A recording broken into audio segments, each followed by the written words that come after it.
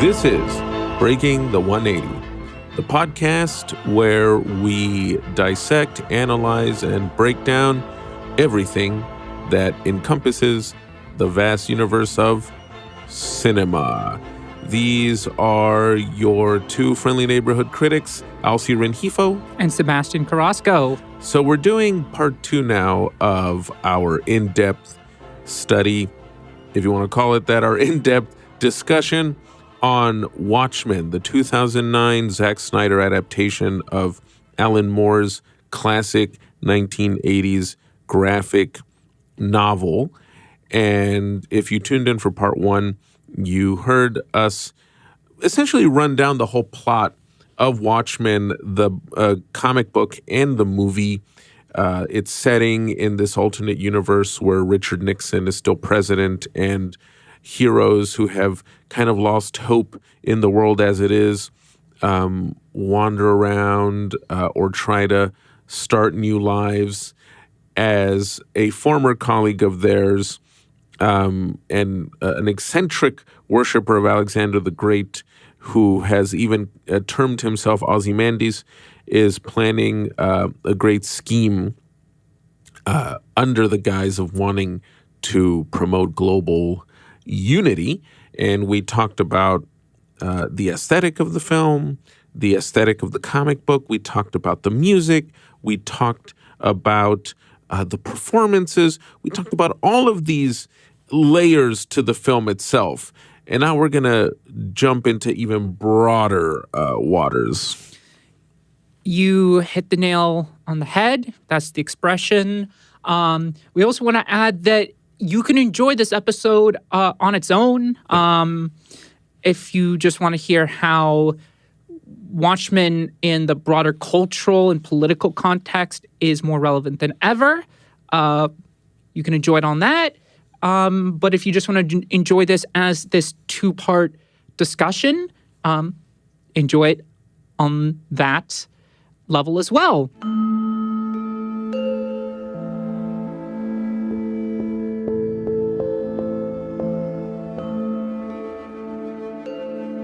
So I'll begin this segment by talking about how, it's incredible how we came up with this look at the film, because the Times even drove me to reread the graphic novel a couple of months ago, right as this whole attention began over Russia's military buildup around Ukraine's borders. The fears that were growing over what, at the time, no one knew, where it would lead, inspired me to just pull Watchmen down from my bookshelf and read it, and I could not believe just how relevant it all was. Well, that to me is the power of transcendental art. It's first about the times it was written. I think that's always very important. But it also reflects an ageless quality. Yeah. It reflects the 90s, the 2000s, the 2010s, the 2020s, and beyond.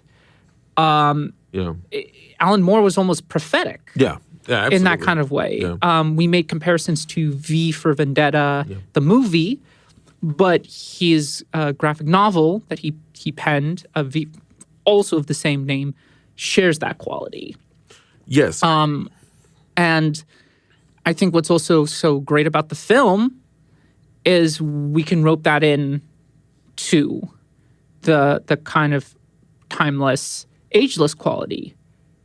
Yeah, Watchmen is the kind of movie that shifts in meaning. When it first came out in 2009, I mentioned in the first episode, it was seen as an allegory for the Bush years. Those of us who remember clearly that really frightening post 9/11 world recall how existential social fears had all of a sudden become a big thing again. You had this period post-Cold War in the 1990s after the Soviet Union was gone, and there was this perception that the United States stood unopposed as the global superpower, that capitalism was always going to be the dominant economic system. Francis Fukuyama famously came up with the term the end of history. And what he meant by that was that after the fall of communism, humanity had essentially discovered the perfect political system, or the political system that absolutely 100% works. And in his view, that was liberal democracy. So through the 90s, we lived in this period of, this misguided and when you sense say that everything we, was, define what when you say we. oh, the world. I would say the world had entered this kind of semi-stupor. And in particular, American society had entered this period of seeing itself as invincible, seeing itself as, settled in economic stability. And that's essentially how things felt until September 11th, 2001.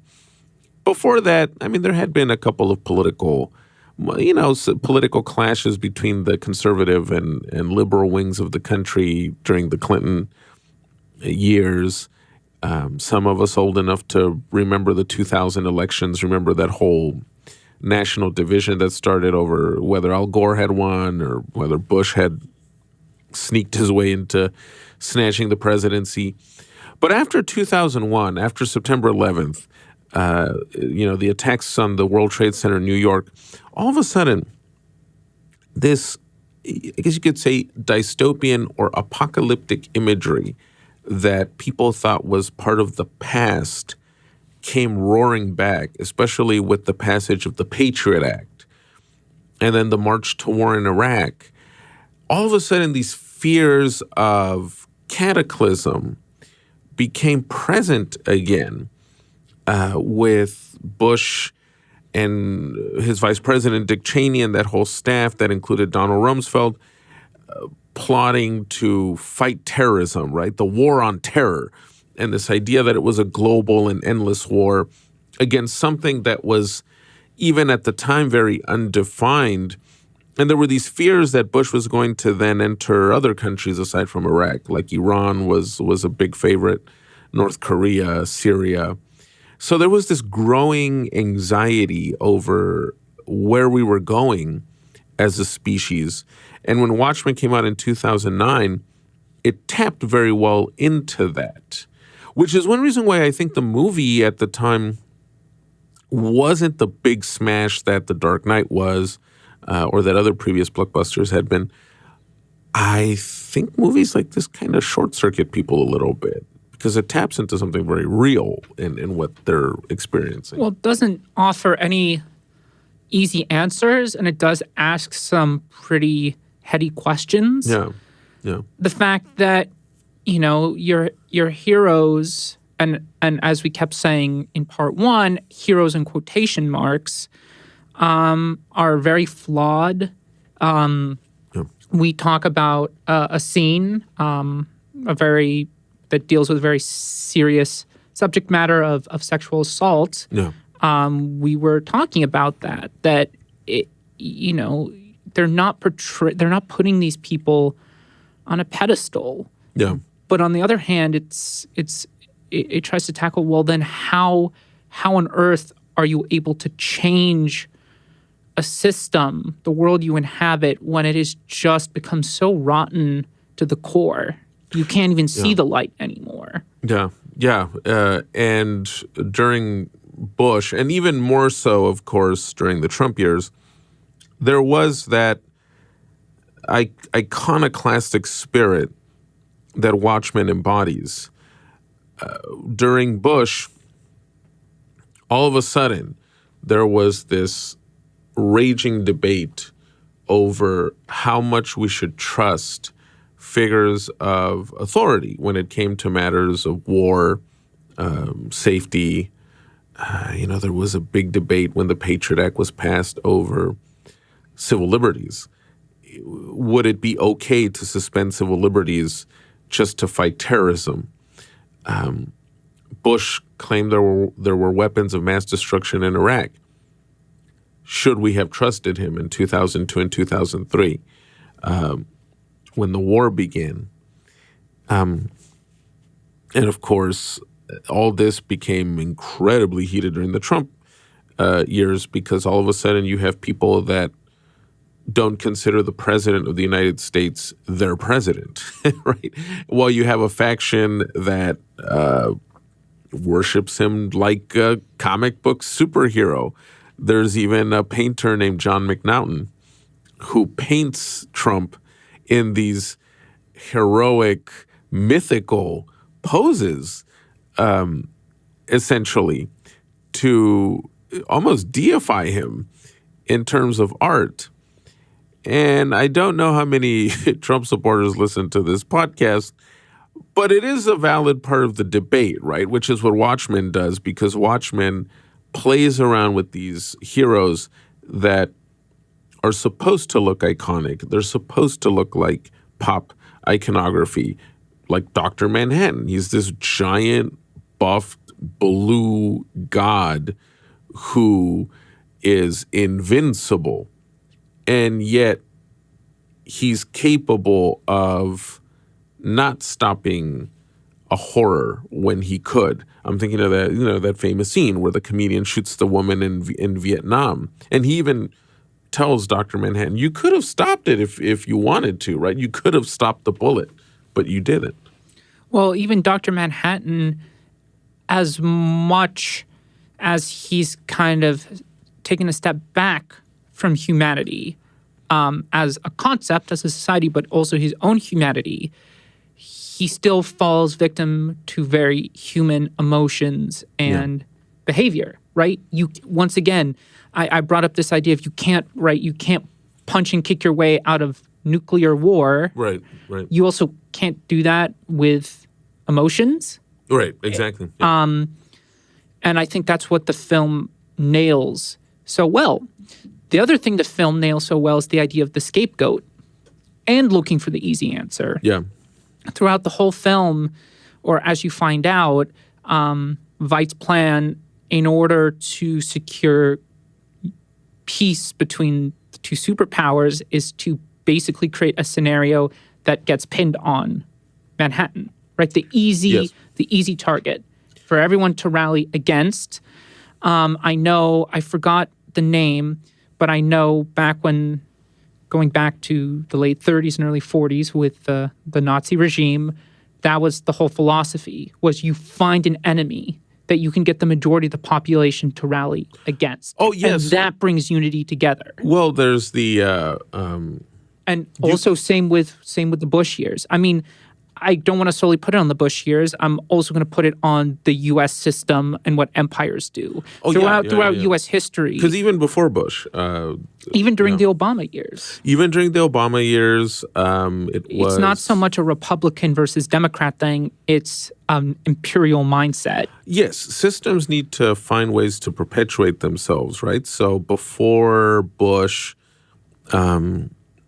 these very kind of romantic icons like John F. Kennedy were always demonizing convenient enemies, right? Like Fidel Castro or the Soviets. During the Reagan years, we're still debating why we invaded Grenada. It was just another one of those cases where the government concocted, I guess you could say, a major threat in this little Caribbean island, and then we went to war there. And movies have always touched on this aspect of how the system works, but in particular to our most apocalyptic fears as well. And looking back at movies that you could, in many ways, link to Watchmen, there are some really excellent ones that especially touch on this idea of the world being under the threat of complete destruction. And I'm thinking of one we just saw recently, Sidney Lumet's Failsafe, which is an astounding film there was a time where it might have been considered irrelevant because of the end of the Cold War.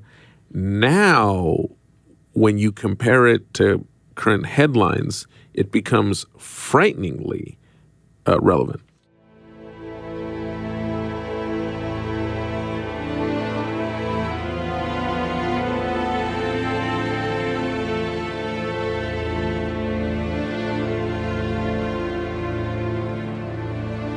Well, the other thing that is so great about Failsafe and all the other films we're going to talk about now in connection to Watchmen is that they all subvert their own genres. Yeah. Right? You can categorize them as a thriller or a drama in the loosest way possible because how they actually tackle the subject matter is very unique. Failsafe, it's basically an hour and 48 minutes, maybe 2 hours, of people just talking in rooms, trying to figure out a problem. And that's it. Yeah. And I think what's so brilliant about it, and I might have touched upon this in a film called The Sum of All Fears, at least Alci and I have talked about it, is that it really comes down to two opposing forces just trying to overcome these sort of bizarre and random differences. I mean, it really is almost absurd, the idea that living in Russia and somehow being part of a system that's called communism suddenly means there's no connection as a human being to someone who lives in New York, right? If you really break it down, it is so absurd. And the film is just the president of the United States, played by Gregory Peck. No, Henry Fonda. Henry Fonda plays the president, and it's a film made in 1964 based on a best-selling novel. But the movie, it's amazing how it's about a scenario that could take place today. In the film, what it boils down to is that an American nuclear bomber believes it has received instructions to carry out a nuclear strike on the Soviet Union. But when the Americans discover their mistake, it becomes almost too late to stop the bomber because there's these fail-safe mechanisms in place. Or that are supposed to be in place. Yeah. I think the added touch that makes this film actually even more present and real is that unlike a film like Dr. Strangelove, the Stanley Kubrick classic, it wasn't a rogue agent of the U.S. military who orders this strike. It's just a mechanism in this machine that sends out a code. Yes, exactly. And once the president tries to stop the attack from happening, it becomes a back and forth with the Soviet leadership to see how it can be stopped. And surrounding them is this gallery of characters who all represent different aspects of the power system. You have Martin Landau playing an intellectual, a political scientist who's brought in to consult on this situation, or in general, to consult Pentagon generals on warfare and essentially geopolitics. And he has this very Machiavellian view of the proceedings. And he actually represents a frightening aspect of, at least to me, a frightening aspect of how power systems work that was actually very defined by a late mutual friend of ours, Tom Hayden, the 60s activist icon and later California state senator, who devoted the last years of his life to writing some very important pieces and books on just the modern world. He used to term this form of thought as the Machiavellian faction, which is the people that are willing to do whatever is necessary to keep your side on top. And in Failsafe, this political scientist is essentially advising the Pentagon leaders to just carry out a nuclear strike on the Soviet Union. Even if millions die, it's fine because the United States will stay on top, and it has to stay on top. And if this is what it takes, then so be it. Yeah. And it is even interesting to see in the film. It's still, even from that view, which is Martin Landau with the Pentagon generals, there's still a couple who even dissent and say, I mean, I think even that's a little extreme. Like, we don't target civilians. Like, why would we do that? Yeah, and it's amazing how he just coldly looks at them and he's like, yeah, but it's what you have to do if you want to stay in power. And today you see that discourse in the news. You have political leaders, political figures suggesting, if need be, we'll go to war with Russia. If need be, we shouldn't shy away from Putin's nuclear threat because we have to be ready to do whatever it takes to, defeat Moscow and keep the world order as it is in place. Whether one agrees with the war in Ukraine or not, it is a frightening prospect. Well, even using language such as how many casualties can we accept on our side? What's the minimum amount of casualties? And then you hear numbers like, 1 million, and you think, oh, that's not so bad. And then you do a double take. It's like, oh, they're willing to sacrifice at least 1 million people. Right. And it connects to Watchmen in that both Ozymandias and the Nixon administration in the movie, this is what they're doing. They're essentially justifying the potential death of many simply to carry out their distinct goals. For the United States, it's to defeat the USSR and just take down the old foe. For Ozymandias, it means the price worth paying for his vision of world peace. Absolutely. And I mentioned it a few minutes ago. It's similar and slightly different to Dr. Strangelove. Yes, another great movie. Probably the best film ever made on the idea of nuclear war between the superpowers. Failsafe is a much more straight-laced thriller. Drama, thriller. Oh, yeah. I mean, it's many things, with gritty, the nuances of people really to the last minute saying, no, we have to avert this disaster, and watching, their faces drop as they can or cannot. I absolutely do not want to spoil this film. You need to watch it, but yes, fantastic. And in Dr. Strangelove, there is a bit of that, but it takes a more satirical take on the military and these macho U.S. generals who think they know what's best, and they think it's a form of strength and masculinity to take it to the enemies and destroy them first. And anyone who doesn't agree with your extremist ways is an enemy, or at least in the 50s and 60s terms, they're a communist. Yes, at the time, communism, right, was the big enemy.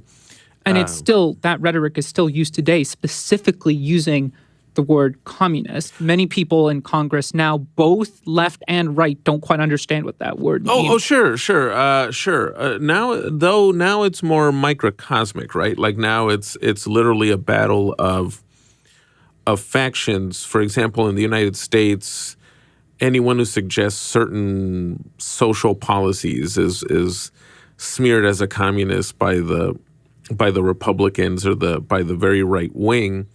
In the world of Watchmen and Failsafe and Dr. Strangelove, it really was a battle between a capitalist superpower and a communist superpower. Dr. Strangelove, of course, is a brilliant satire directed by Stanley Kubrick about the superpowers about to engage in nuclear war. And it's more about the absurdities of power, right? The absurdities of the generals and the politicians, and how it's all darkly comic and darkly absurd, whereas a Failsafe is very searing and very real. And Dr. Strangelove, though, has a much slicker look as well. In fact, it's good to point out this movie because Zack Snyder clearly references Dr. Strangelove in the Nixon sequences in Watchmen where he's meeting with the Pentagon generals and with Henry Kissinger and trying to figure out what to do. The way the room is lit and the angles he uses are clear references to Dr. Strangelove. So there you have these two, I guess you could say, apocalyptic movies crisscrossing each other. Another one. But before moving on, I also want to add the idea of that rogue element. Yes. Who just decides they know what's best for society at large. Yes. Be damned the consequences. Even though there is massive destruction in Watchmen, at least there's a certain glimmer of hope for the future. Right. Not to downplay the massive destruction. That's horrible. Dr. Strangelove, would you say cynical is the right word? A more cynical take on the rogue elements? Yes, absolutely. I think Kubrick, who was, if you look at his films, he is a bit of a sober realist, or at least he wants to provoke the audience into not finding comfort all the time in feel-good or romantic resolutions. It's the same in Clockwork Orange. It's the same in The Shining, Eyes Wide Shut, even, which is probably one of his weaker movies, but even then, it doesn't really put you in a comfort zone. Dr. Strangelove is really funny, actually hilarious in many scenes, but it is more cynical and sober about the way power works, starting with the title character who appears near the end of the movie and talks about how, even if the world blows up, it's fine. The elites will be taken to safety and then they'll just come out and procreate, right? So Kubrick is definitely more cynical in I would say even more cynical than Failsafe. I'm not going to give away how Failsafe resolves itself, but I'll say Failsafe has more glimmers of hope. A genuine sense that they're hopefully not in the face of tragedy, but opposing ideologies, opposing factions, whatever you call it, opposing elements. There's a way to come together and find some peace and resolution regardless of the outcome, that there is a hope for that. Yeah, in Dr. Strangelove, there is an element of dialogue, but once again, I mean, it shows how the powers that be that we claim to trust and have faith in will just crumble in situations that aren't firmly in their control. Well, one thing both movies have that I think Watchmen in a way also has, to another degree, is a mistrust too of the intellectual class or the intelligentsia. There's always this idea especially in contemporary societies, that your post, your position, your degree, the institution where you got your degree grants you automatic authority or moral superiority when it comes to certain subject matter. And in Failsafe, Watchmen, and Dr. Strangelove, it's actually the Ivy League class that is driving us towards destruction, right? It's in Failsafe. In Failsafe, it's the respected professor who is actually vouching for destruction. In Dr. Strangelove, it's the big genius at the end who also vouches for destruction. And in Watchmen, Ozymandias has the reputation of being the smartest man in the world. He knows everything. He knows about everything. And yet he's the one pushing for this destructive corrective to conflict in the world. It's a very interesting thing I've noticed in these movies. Well, another thing too, I mean, it just flashed in front of me really, is the idea of direct control by the powers that be. Particularly the U.S. perspective, since that's mostly what we see, being the ones to drop the bomb first, having the most bombs. In Watchmen, the fact that the most powerful being, presumably in that universe, Dr. Manhattan, is a stooge for the military. Yes, yeah. He can do whatever he wants, and he fights in Vietnam under the supervision of the military. He does military tests for them. They have to be the one to have him in their purse, basically. It's interesting because that almost speaks to the latent humanity in him. Even though he's been turned into the superior being, there's enough of a human flaw in him where he lets himself be used by government powers. Very, very interesting. Speaking of being used by government powers, even though this film isn't exactly about the omnipresent threat of nuclear war, I think it also deals with, the cycle of destruction and violence that comes from people who think they're fighting for the greater good, people who think they're heroes, and they're helping clean up the world, making it a better place for their children and grandchildren. And that would be Munich.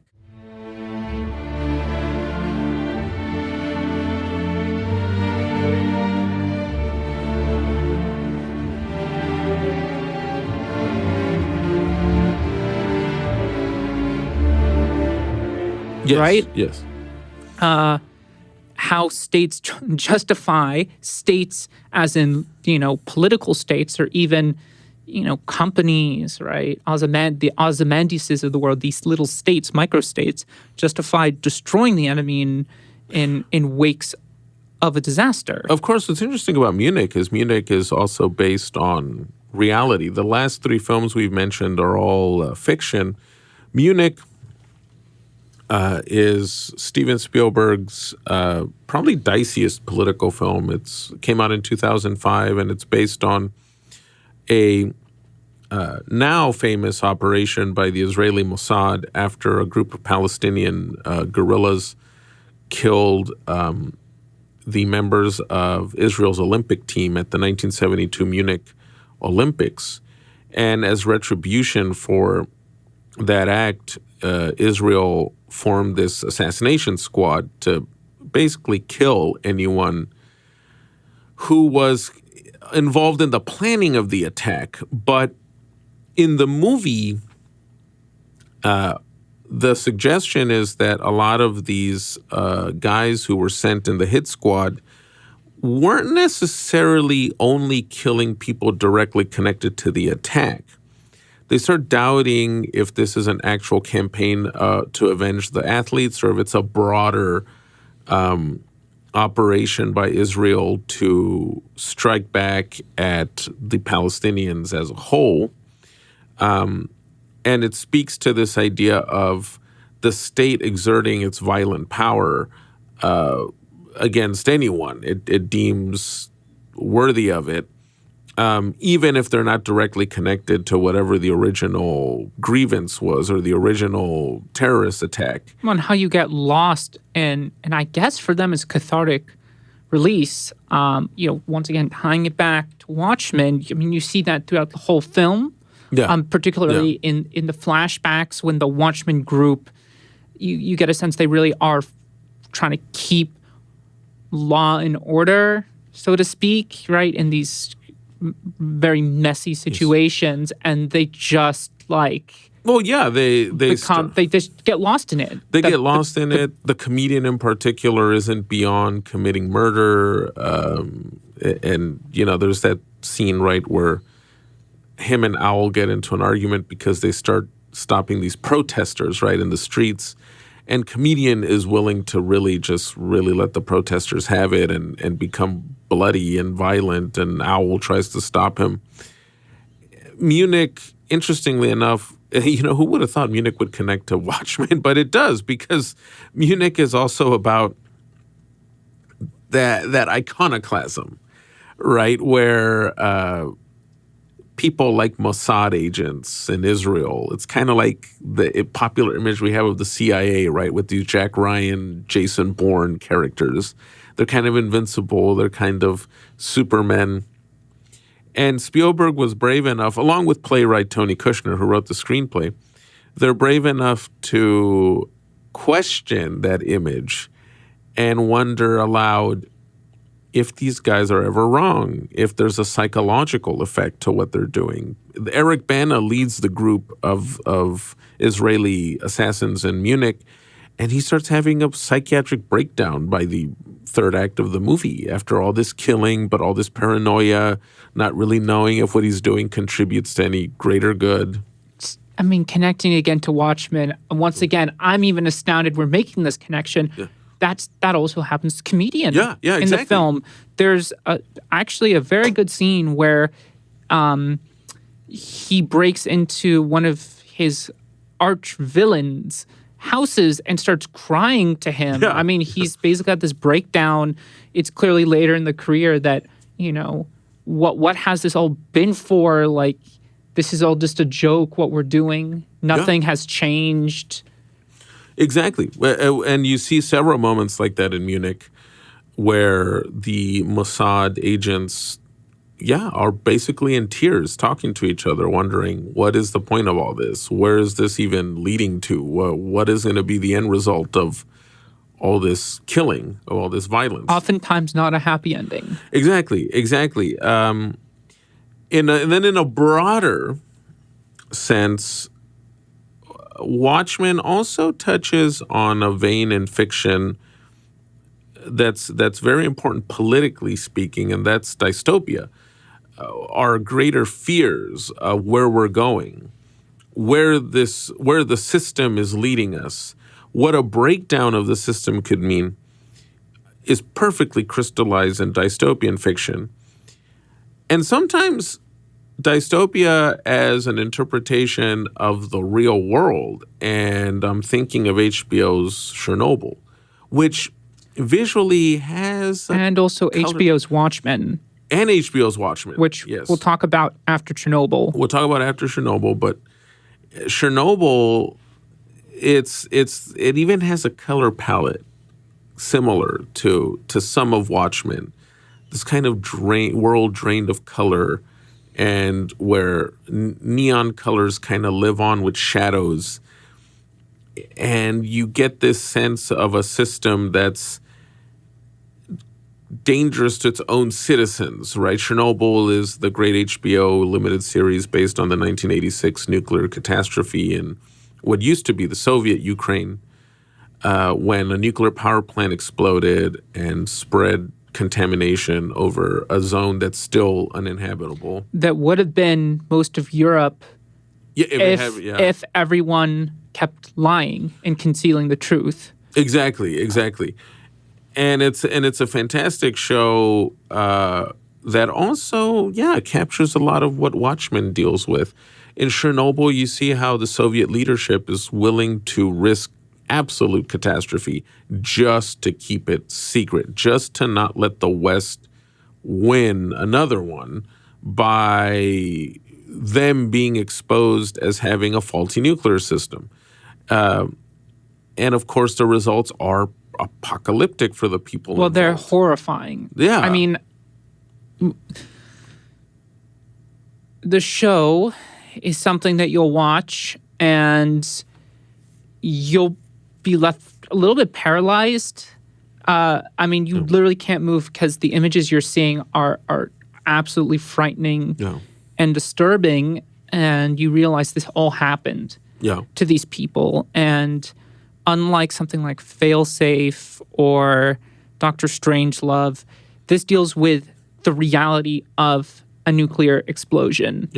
It deals with how the radiation breaks down the human body, but how the disaster of this nuclear event whittles down the political systems or exposes the faultiness in their structures to begin with. In fact, one thing I always find impactful about Chernobyl is that even though it's about this contained, well, not contained, but a nuclear accident confined to one country and one area of the Soviet Union, in the way the images are structured, one can imagine this is how the whole world would look in a post-nuclear war reality. Yeah, I mean, I can't really follow that up with a better statement. I'm just thinking about it now in the way that I'm kind of struggling to really wrap my brain still around the fact that this even happened in the first place, and the fact that human beings were just so unwilling to accept any responsibility whatsoever. I think it's like some characters in Watchmen where they refuse to accept the worst. We don't like to conceive of the unimaginable. Even that book I mentioned earlier on potential civil war in the United States. Earlier in part one. In part one, yes. I mentioned the book, The Next Civil War by the Canadian author Stephen March, where he breaks down what he sees as clear signs that the United States is headed towards a new civil clash. He makes an excellent point in the first chapter where he talks about one reason we're probably heading towards a social catastrophe soon in the country is precisely because we don't want to face it. We don't want to even conceive that it's happening, even though we're seeing a rise in political violence, in the militia movement. We're seeing a rapid rise in even domestic terrorism, or at least groups in the country that are capable of domestic terrorism. Which ties into the HBO Watchmen show, which I promise we'll get to in a few minutes. Yes. But yeah, no, that's an excellent point. Let's just jump into it now. Yeah, Watchmen. Sure. Well, before we do that, I want to bring up one other film that I guess is connected in more of a metaphysical sense, which is Stalker. Stalker, yes. Tarkovsky's masterpiece. It deals with this ambiguous disaster that happens. But the reason I want to bring it up, not only for its very precise editing and imagery, but the idea of kind of each person just trying to figure out how to survive in a changing or radically changed environment. Well, and like Watchmen, in a sense, the characters in Stalker are also searching for truth and meaning within a dystopian landscape, within a world that's losing hope, right? Because even the aesthetic of Stalker is very similar to the aesthetic of Chernobyl, which I think was obviously inspired by Stalker in terms of its look, and the tone of dystopia, like what would come later in Watchmen. Stalker was released in the late 70s, in 78 or 79, which is astounding considering if you watch the movie, it's almost predicting what would later happen with Chernobyl, with the Chernobyl accident in 1986. It's this world where the world has kind of been made barren. There's little human presence. You see the charred and blasted out remnants of what used to be human civilization. There's even weapons just sitting there under pools of contaminated water. And these travelers walking through this landscape are discussing life, language, poetry, essentially existence. Like, what is existence in a blasted out world? Also, what it means to be lost. Yeah. I think with the nuance of that film, and I think something we can draw parallel to Watchmen for is that sometimes you don't even know that you're feeling lost until someone questions your being entirely and how you exist in this current landscape. Or once again, you've just become so buried underneath this decrepit world, you find no way to get out of it, right? Yeah. Look at Rorschach and his arc, or even Owl and Silk Spectre. They both, I think, feel relatively confident in their place in the world, but throughout the events of the film, they have to recontextualize all of that and create a new space for themselves. Yes, they have to find the heart of things again, the same way in Stalker. And again, we hate spoiling, but by the end of the film, you do get a sense of some kind of humanity that's still thriving there amid a very dark world. And Watchmen, in its own graphic novel fashion, and I'm talking about the movie, which keeps that spirit of the graphic novel going, in a graphic novel spirit, also conveys that. That even as everything seems to be on the verge of falling apart, there's still some kind of humanity left there, which I think previous movies we mentioned, like Dr. Strangelove, are a little less hopeful about. So funny enough, a satire like Dr. Strangelove is more cynical than actual dystopia, right? Like Stalker and Chernobyl. In Chernobyl, there's these great moments too where even amid all the madness, humanity tends to come out, even from the gruff and rough Soviet official, the commissar, right? The Politburo member who just at first refuses to even acknowledge that there's been a catastrophe at the power plant.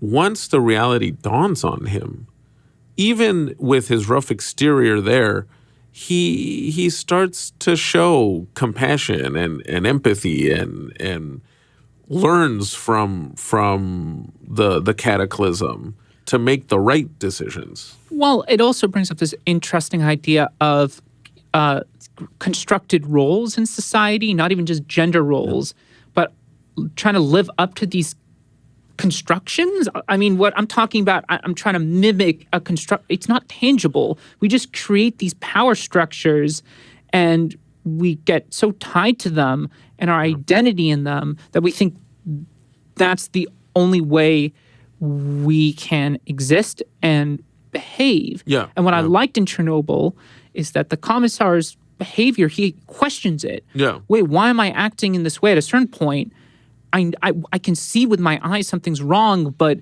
because I'm associated with the Politburo, I have to act distant and deny everything? No, I can't do this anymore. And something fail-safe, Watchmen and Chernobyl have in common is this interesting heroism or this interesting attitude that I think comes up with accepting the inevitability of death.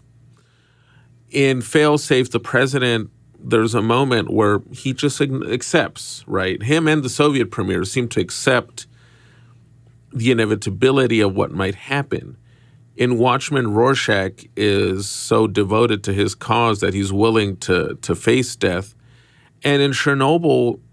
Well, even the other Watchmen characters, they process what's about to happen and they just accept. They have to accept that maybe this is a better way and they can move on. Yeah, and even in Chernobyl, the commissar and the scientist eventually have a conversation about how they're most likely going to die of cancer at some point in their lives because of their proximity to the what's now called the exclusion zone, the area contaminated by the power plant's explosion. But they carry on. They have to finish the work. They have to get this done to prevent an even greater cataclysm. And it's the same thing with the miners that are brought in to dig a tunnel that's needed underneath the power plant. It's the same with the scientists involved with trying to stop the catastrophe, or the doctors and nurses treating the radiation infected firemen and patients who come in from the power plant. Or look at Munich too. Yeah. I mean, they talk about, facing. I mean, in an instant, they snuff out the life of a person, regardless of what actions they have committed, and just that same snap, their life, our quote unquote heroes, our protagonists, their life will also end. Yes, they have to accept the danger too that by embarking on this mission, they too become targets and could potentially also be assassinated or killed by their enemies or by rivals. I mean, even some of all fears. I'd like to before we go into HBO's Watchmen, movie, yeah. which we haven't forgotten about. To me, out of these films, in a way, it's the most interesting because it's part of a franchise, the Jack Ryan franchise, of which I've seen the TV show, which it's awful. It's just U.S. propaganda, or even the Kenneth Branagh film, which is just lame. This one is actually incredibly nuanced in how it deals with a nuclear threat, in overcoming really tough situations through dialogue and trying to appeal to some other's humanity. It's not really an action film. It's more of a detective story, to be honest. And yeah, a tragedy actually does happen in the film, and characters have to figure out what's the next step after that. Yes. And I want to also add, it came out in 2003. Some of All Fears? Yeah.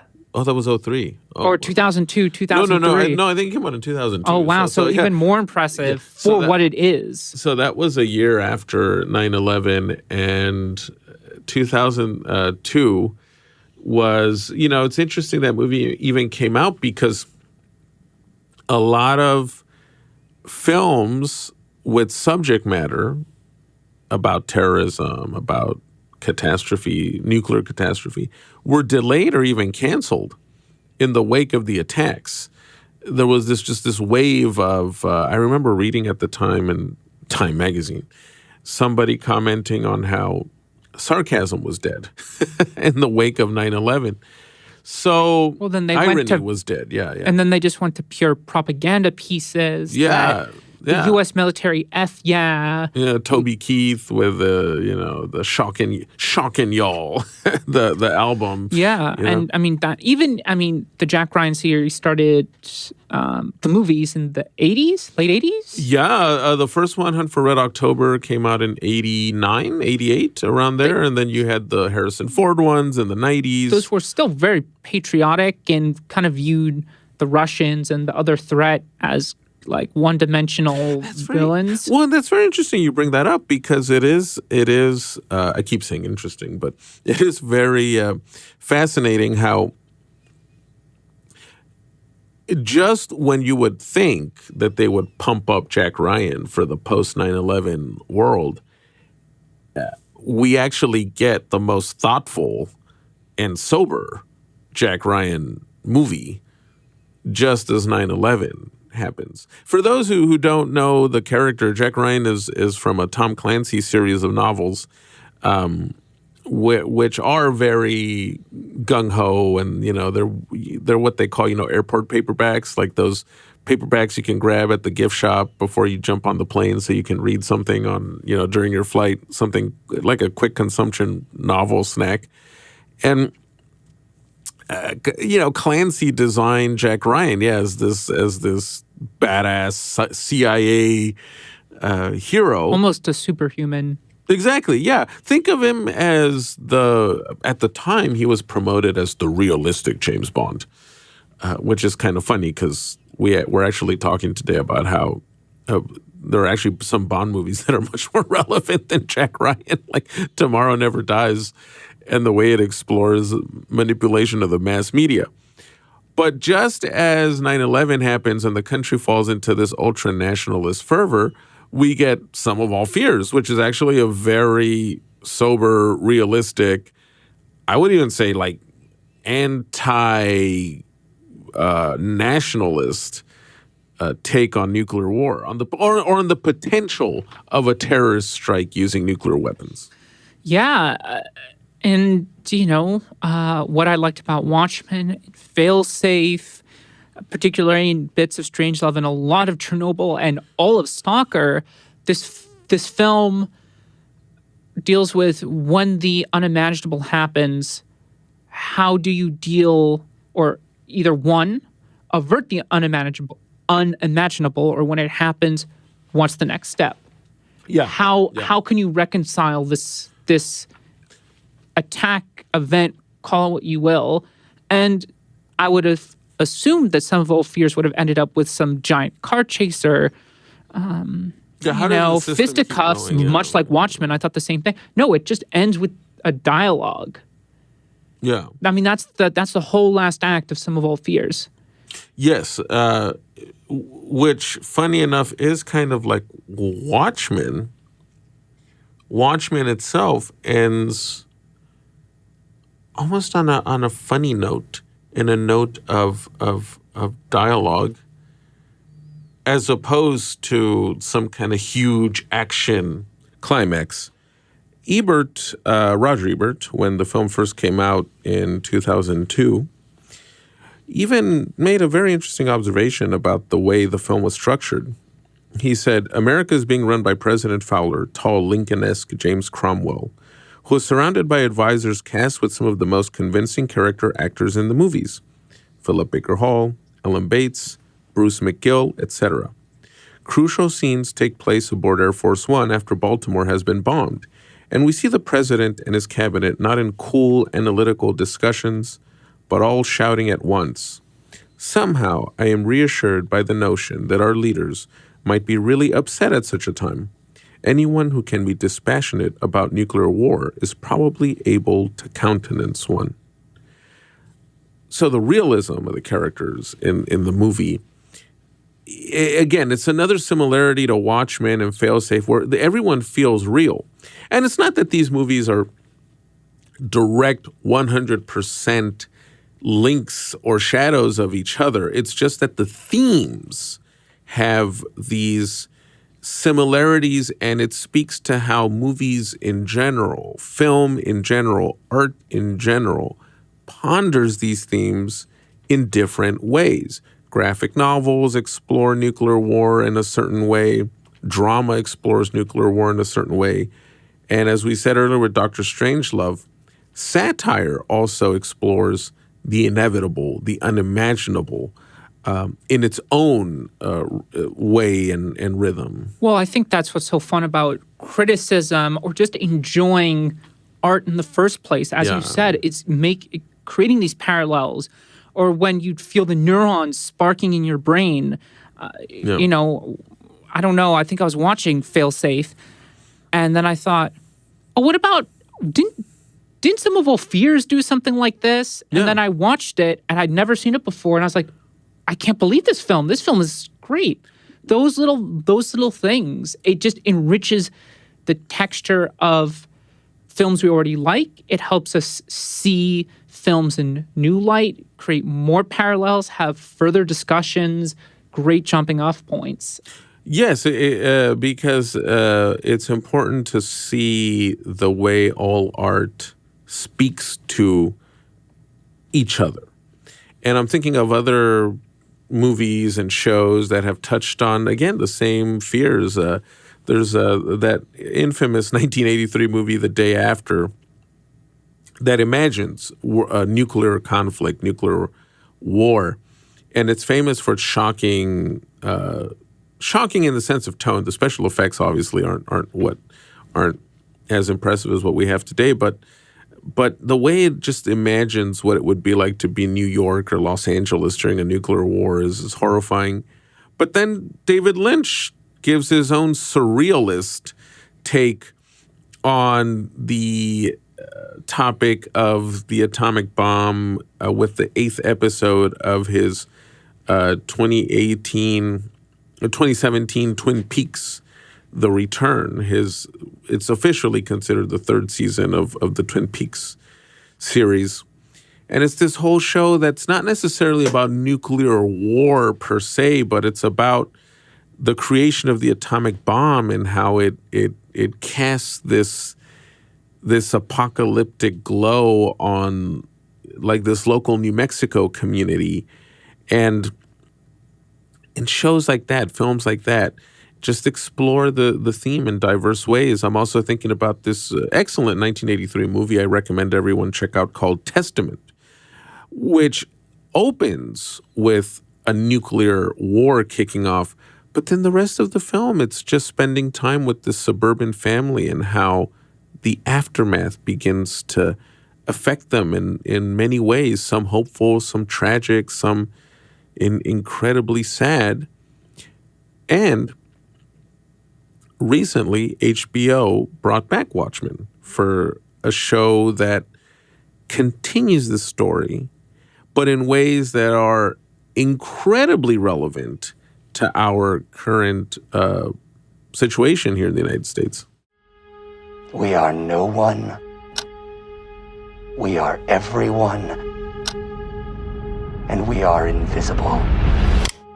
Tick, tock, tick, tock, tick. It was produced by Damon Lindelof, who is one of the most interesting producers and showrunners on the HBO roster from the last few years. Before developing Watchmen, he was a writer on Lost.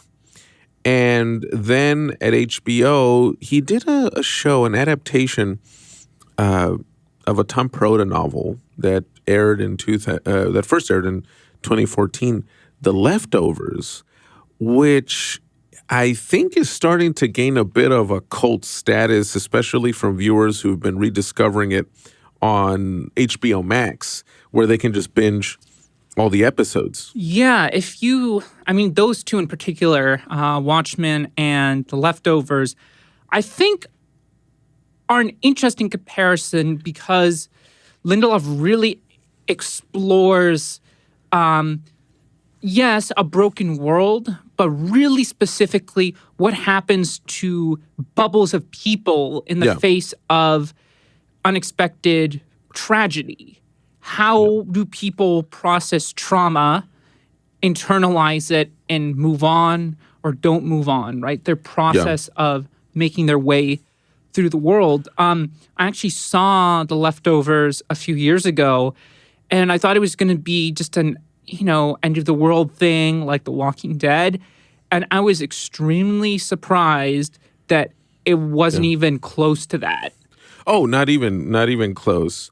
I rewatched it recently because of the pandemic, actually. We've had all these other movies and titles that have regained attention due to COVID, like Steven Soderbergh's Contagion, films of that kind.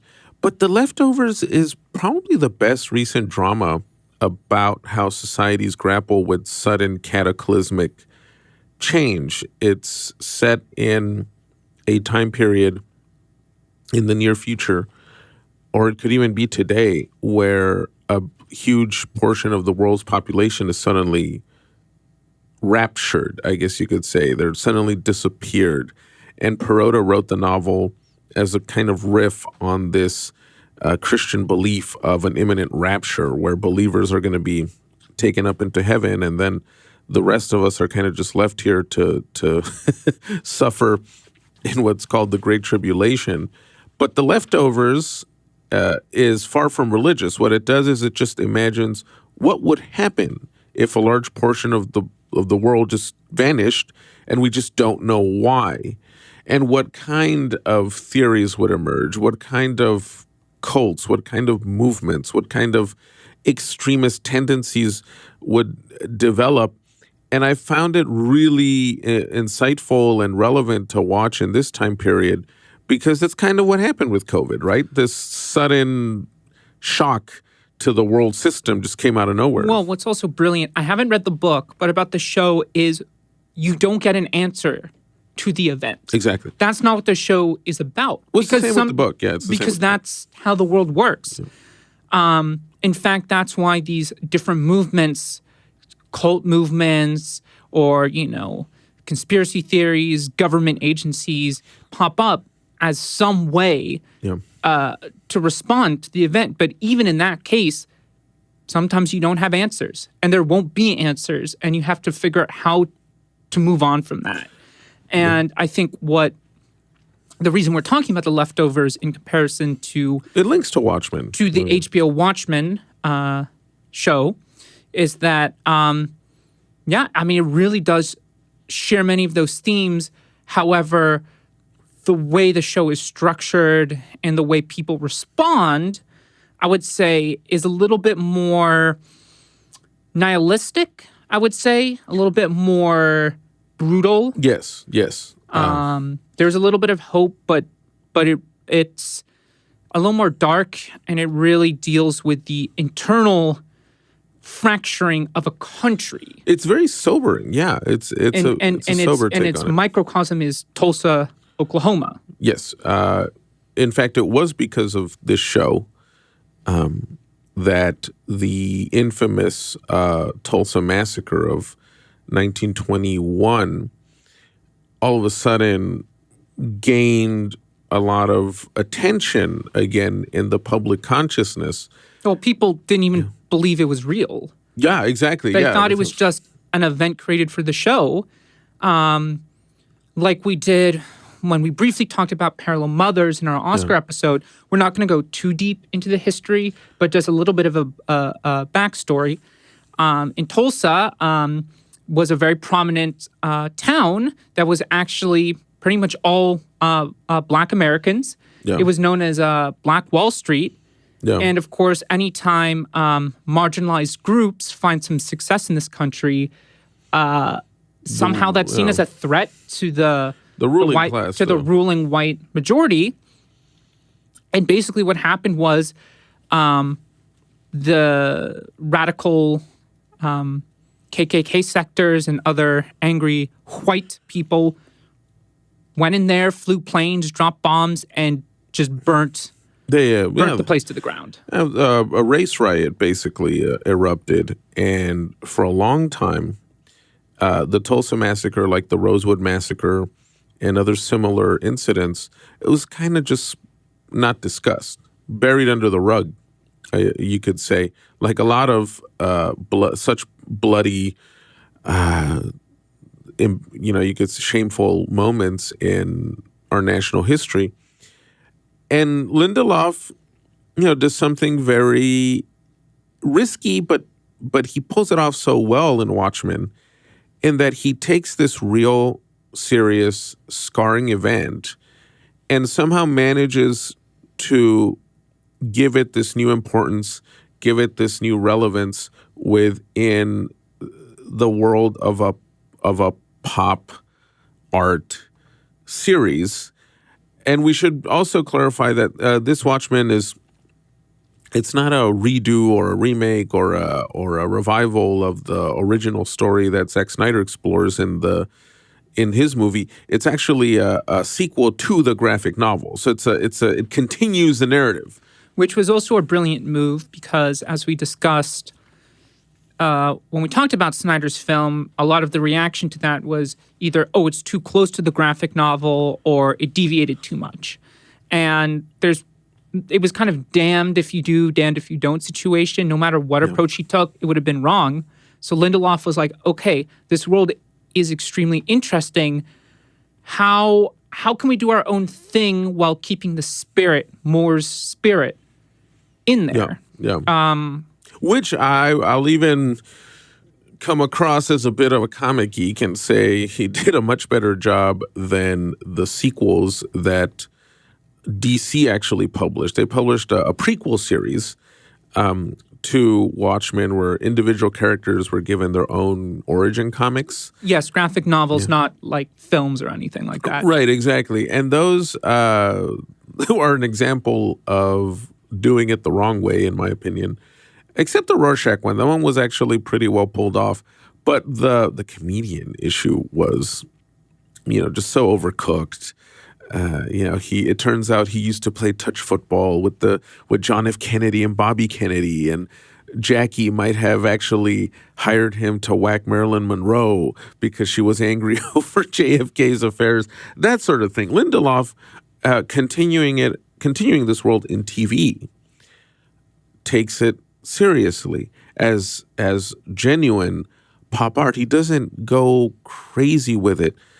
Something, for example, I found out recently was DC became so desperate to combine the characters of Watchmen into their bigger universe that they ended up spinning this narrative where Dr. Manhattan, you know how at the end of the movie he says he's going to now create, he's going to go give life?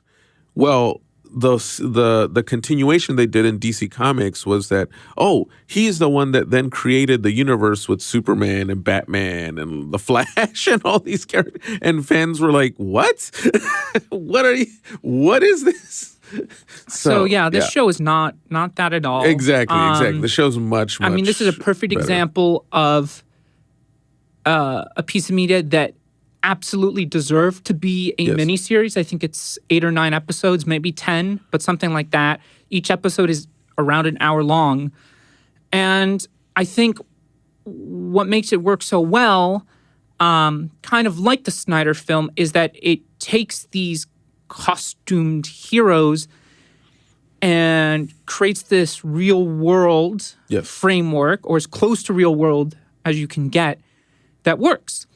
And the fact that the whole show is set in Tulsa, Oklahoma itself, I think is really interesting, because the show tackles, there is a, grand scheme, but it really tackles the idea of national divide, extremist groups in the United States.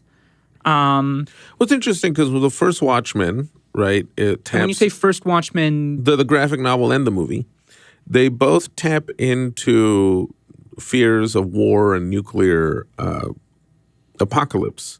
Whereas the show comes out in 2019. Donald Trump had been in office for 2 years. So the national mood, it taps into the national mood at the time, which, interestingly enough, now we're fearing global cataclysm again with war in Eastern Europe. But when Watchmen, the series, came out, there was all of a sudden this talk again about race relations in America and how the president was feeling these deep divisions in the country and fears that some of his supporters would go to extremist lengths against what they perceive to be the enemy. And Watchmen as a show just brilliantly taps into that. I think the way we can look back at the first narrative of Watchmen, if you want to call it that, it says so much about the 80s and the mood at the time. The TV show is going to be an interesting Rosetta Stone for future viewers who are going to wonder what the mood was during the Trump years in the United States. Trump years and beyond, because much like the graphic novel and the Snyder film and the TV show, all the themes that the graphic novel, film, and TV series taps into, now we're seeing all of that at once. Yeah, there's the storyline we've discussed often in the TV show about extremists being inspired by Rorschach's journal.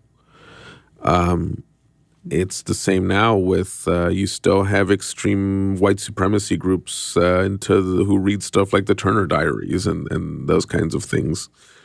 And I think what's particularly interesting is, so this extremist group called the 7th Cavalry, they wear masks that have the Rorschach inkblot test, except it also draws parallels to the Ku Klux Klan hoods. Well, and even the name, too, is a reference to the army unit that was led by George Armstrong Custer during what are called the Indian Wars, when the U.S. Army was actively pushing out Native American communities and battling them for territory. And, of course, Custer dies in the Little Bighorn.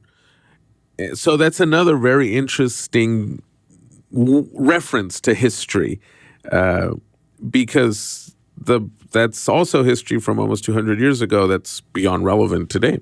There's that whole angle Lindelof does so well on the issue of police brutality, right? And the way the masked figures of the show are now embedded with law enforcement.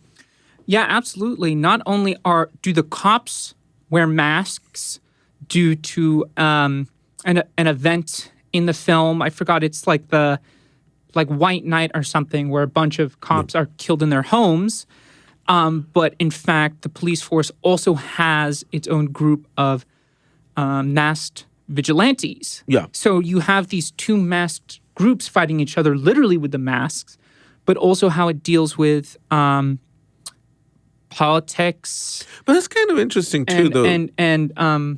Oh God, I was about to say business figures, how they have to wear that facade, constantly wearing that mask of pretending to stand for one thing, but actually secretly believing in something else, or being funded by different groups. Like one of the cops in the film, played by Don Johnson, he is good friends with our main character, played by Regina King. And then you find out that he has a Klan robe in his home. Like Trump. but I will add that what I love about that angle is also almost a commentary on heroic figures then being co-opted by the system, right? Now the police force has its own mass vigilante group, and I won't get too broad on the point, but it reminds me of a struggle with liberalism in the United States, right? Where you have these kind of rebellious figures like Ocasio-Cortez getting elected and promising to take on the system. But after a few years, it becomes obvious that in a sense they've been absorbed by the system and they have to operate by its rules. And that's a great observation that Watchmen, the TV show, does. And then it branches out into these other really fantastic ways of talking about things that are simply part of the American fabric and American debate right now. I love that scene in one of the episodes where Looking Glass who's one of the main characters, who's played by the great Tim Blake Nelson, an actor who shows up in a bunch of different projects, like Ballad of Buster Scruggs. He's always so great. He was in an excellent Western recently that I think is slowly getting discovered by people on streaming, called Old Henry, which is a really nice little Western.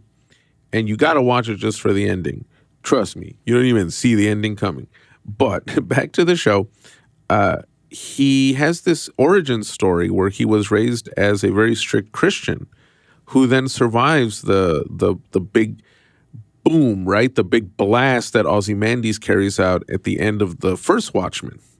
And it shapes him. It then leads him to be one of the mass vigilantes. Well, not only that, he's saved because he's tricked into having sex with this girl.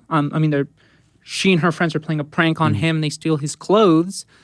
That's what saves him. But of course, not only surviving this event has left a scar on him, but of course, the feeling of being, sexually inadequate and all that other stuff has left him feeling quite a recluse. In the show, he lives in that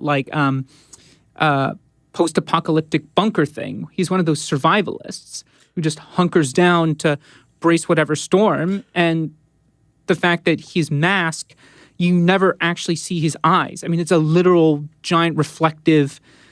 It looks like a cooking, one of those sheets that you. Yes, tinfoil. Yeah. It looks like a tinfoil, mask, and that is a fantastic dramatic tool that explores how, what do they call it? When you are emasculated, that tends to fuel extremist attitudes. That was the word I was looking for. Thank you. Yes, absolutely. And not only in the most obvious sexual way, but the idea, kind of like what happened in Tulsa, that if you see other groups that are getting help because for so long they've been oppressed by the system that suddenly you rationalize that they're going to take your place.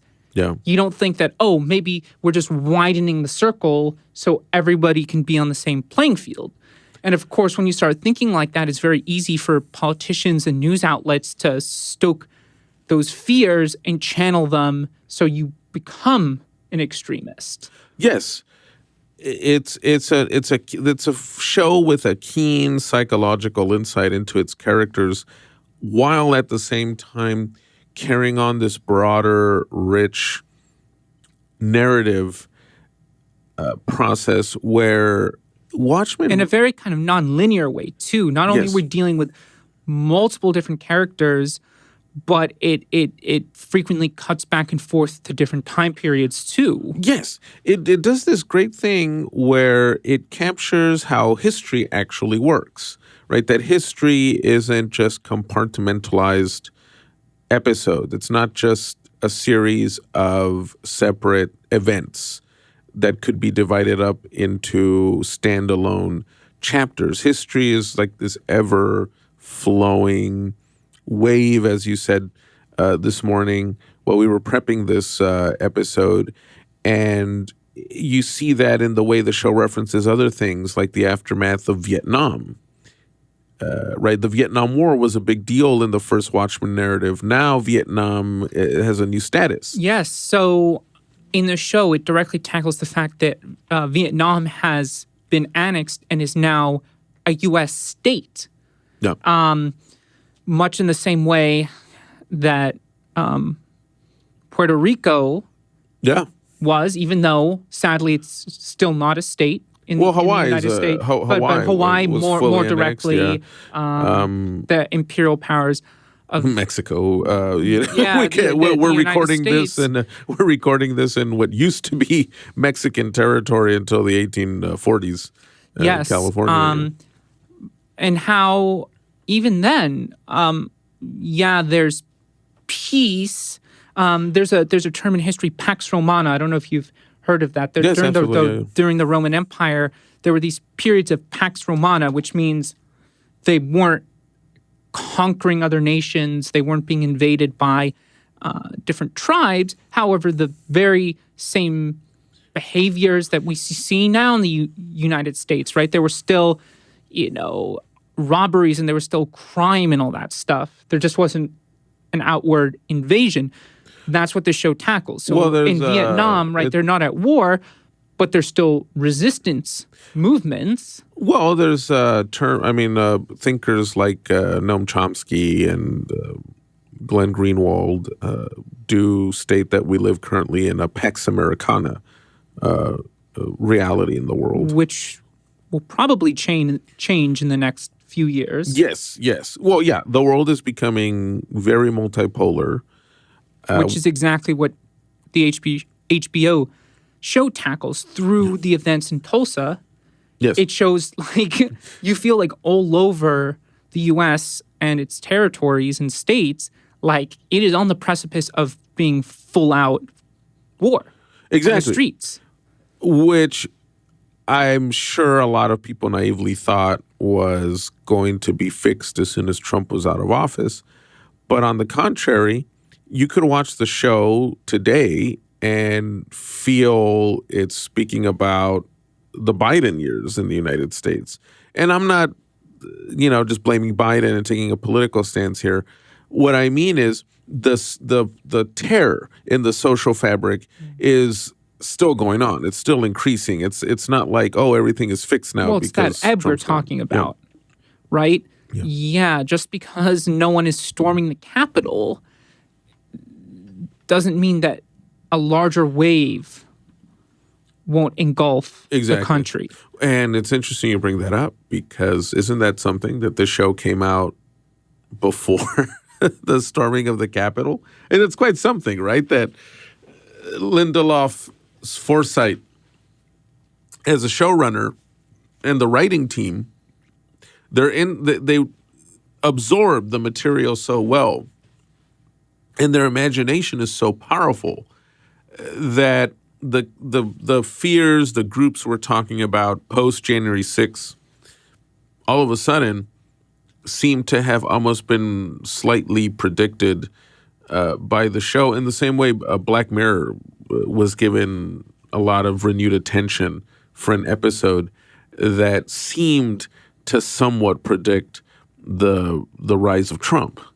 That's always a feature of very good writing when a writer has the pulse of a society or of the zeitgeist so well that they almost have semi-predictive powers. I'm not going to say, they're psychic or anything, but there is something prophetic to Well, they're keen observers. Yeah, to having that power of observation in good writing. Well, the other thing that I find interesting too, before we, talk more about the themes of the show, is that there was a split reaction to the show that a lot of people said, "Oh, it's too political," and you see those clickbait YouTube videos like HBO's Watchmen, an unbridled disaster, and oh, it's such a hokey way of showing divides. People aren't really like that. Part of you has to wonder, well, why are they reacting to that? And is it because they don't necessarily understand what Moore was going for in the original graphic novel? Or is it because they see their reflection in these characters? Exactly. And they don't like it. When people say they don't like politics in their shows, on one hand, I understand that, you have these shows that try to pander. They're not making a statement. They just have, an LGBTQ character or a marginalized character, and that's their only trait. I get that. That's just bad. That's just corporations trying to bank off, different movements. But then shows like this, which actually have something substantial to say about the climate, the temperature of the moment it was created, people don't like to see that if they relate to some of those elements. And especially if they don't agree with their own political beliefs.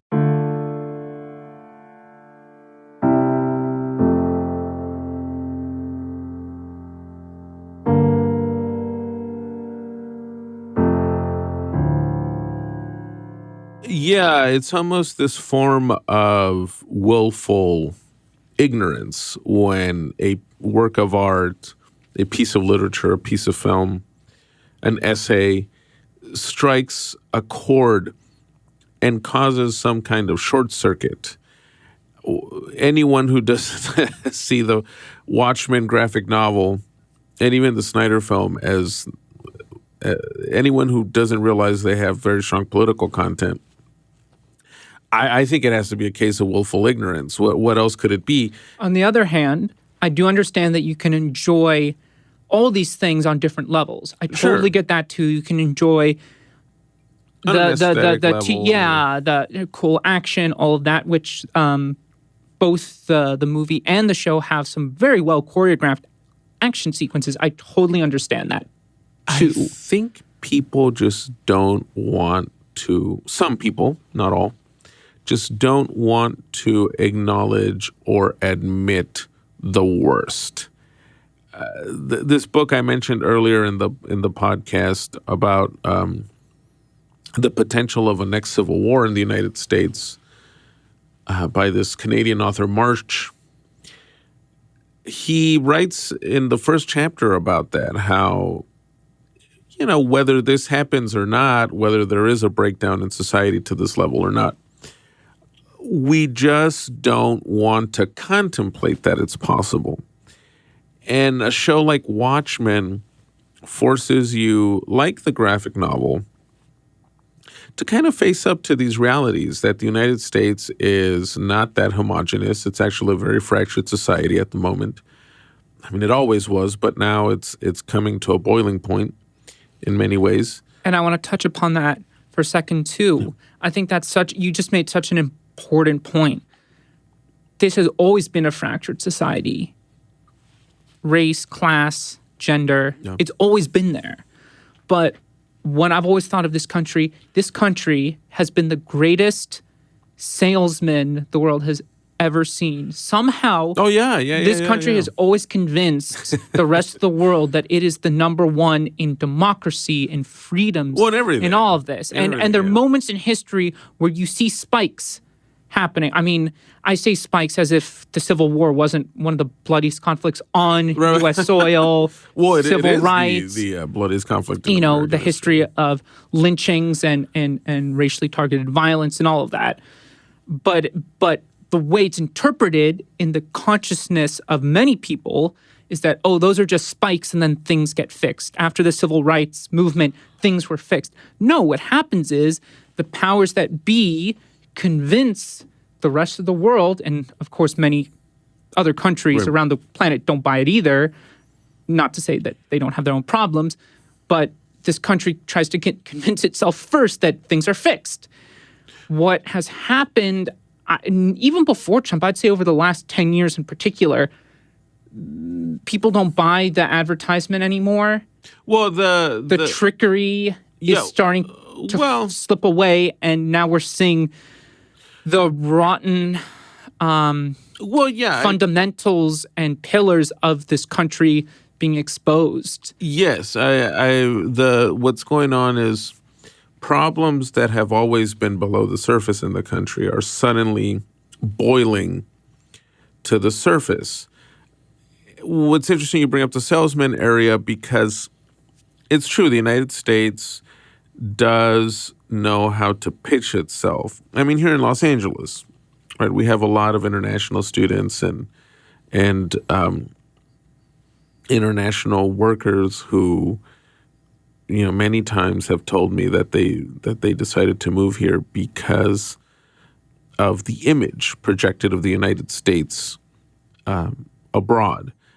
Now, it's true that because this is the imperial center of the world and it's a highly prosperous society, that there are, well, prosperous, of course, for the oligarchy, you could say, but still, compared to other countries, it's in terms of resources, you know, we do have a monopoly on them. And so it is true that if you want to, I don't know, study film, your best bet is probably to come here than you know, trying to study film in, you know, Sweden, which has a much better social system. But for example, I've talked to students from Scandinavia who say it's hard to pursue a film career in that corner of the world, but the image they have of the United States is this pristine, homogenous idea that they get through TV, through movies, through films like La La Land.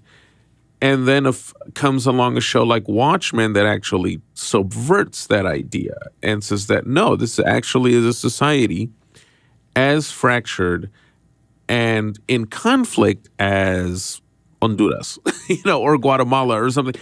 And it's a shock to the system, to a lot of these students who move here and realize that, no, homelessness, for example, is horrifically out of control in the United States. Even tying it back to real world and the show again, there was a little bit of a reckoning in 2016 when, you know, MSNBC and CNN and, you know, the neoliberals who live in Brentwood, that's a very wealthy area of Los Angeles, realized that, oh, there were actually a lot of disenfranchised white people in this country willing to push the red button, who feel like they weren't having their voices heard. Yeah. That, you know, you had, for example, like Hillary Clinton going to West Virginia and saying that, oh yeah, they were going to scrap all the coal jobs and replace it with energy, without saying that they would have jobs after that. Yeah, exactly. And there was this reckoning that, oh, now we're going to have our voices heard, and they voted for Trump. And might vote for him again. I mean, and in 2020, he's actually polling higher than Biden. And right now. The reality is, yeah, there is a lot of real anger in this country, and it gets weaponized by Fox.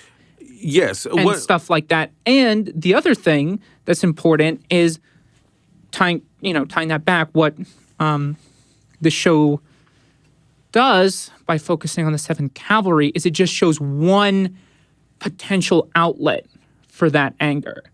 But more brilliantly, what it does is how it tackles much like Snyder's film and the other films that we've talked about, that on the superficial level, having the masked police force and their costumed heroes versus the 7th Cavalry with their hoods, yeah, there's one way to tackle the problem physically through violence, but that doesn't actually solve the problems. That's what the show tackles. Yeah, they can torture people and beat people up and have these car chases, but fundamentally, the policies and the structures which allowed these feelings to fester in the first place don't change.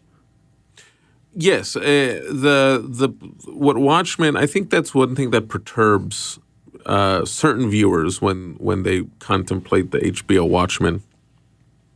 I think what perturbs them a bit is actually this interesting lack of nihilism in the world of the show Watchmen. And what I mean by that is Watchmen understands that in a world devoid of, I guess you could say, progressive idealism or the kind of romantic idealism of late 19th century and early 20th century revolutionary movements, workers' movements, socialist movements of different degrees, a lot of disenfranchised people are finding that kind of camaraderie and radicalism in right-wing extremism. And I know that sounds very frightening, but that's just the reality. For every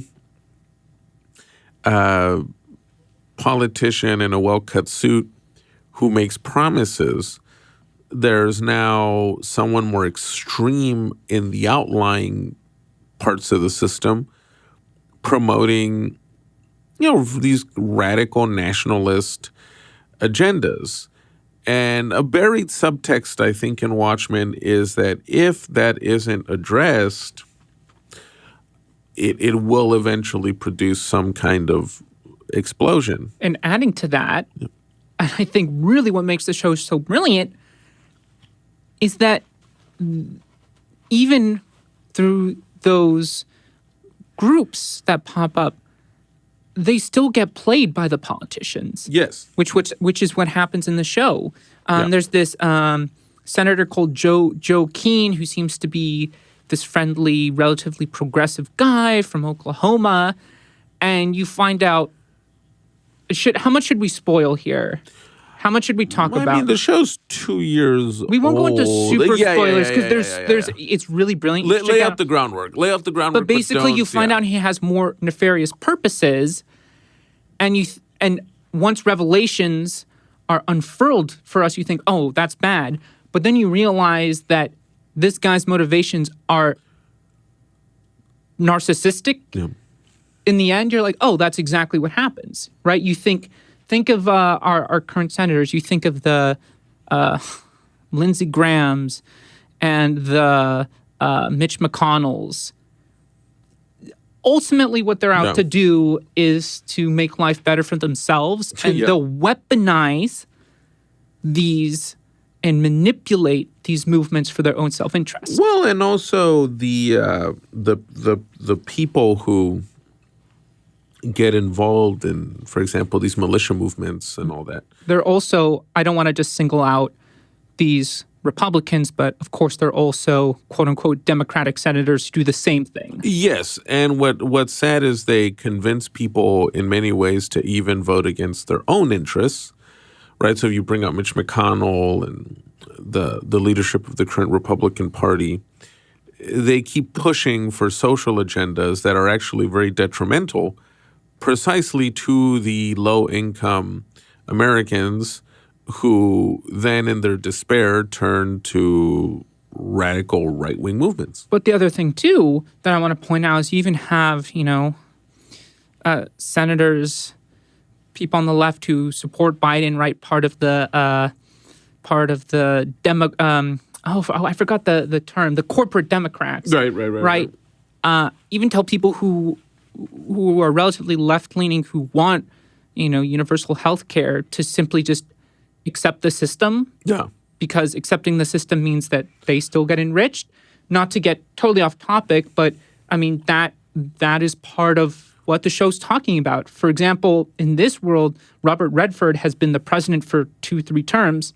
Right. And he has this foundation called Redfordations, which is paying reparations to the families of Tulsa, Oklahoma. What the show tackles is that, he put this policy into place, but not much else has happened with his government. Well, because it's typical in the American system, right? A lot of really good things are promised, but actually passing them becomes a slog. I'm thinking of Biden's Build Back Better agenda. That's one reason reparations are still such a dicey issue, because even if they were approved and passed, who would get the funds, right? Who would actually get the money? And Watchmen just touches on all this so well. And then how that all mixes with a police force that's trained not so much to fight crime, but to police its domestic population as if it were a war zone, right? I've had many arguments with anti-BLM types who probably come from the suburbs and don't understand that sometimes the police are trained to patrol black neighborhoods and other minority areas of an big urban city as if they're patrolling Baghdad in 2003. It's just different rules, different forms of conduct. And you see that in Watchmen, where that's why the police get these vigilantes. It's a good way to have an extra tougher arm without the police themselves taking too much Well, they flack. can go beyond the law. They can enact the extra level of violence that even the police wouldn't do, because even the police who have the qualified immunity, even they have some restrictions. Yeah.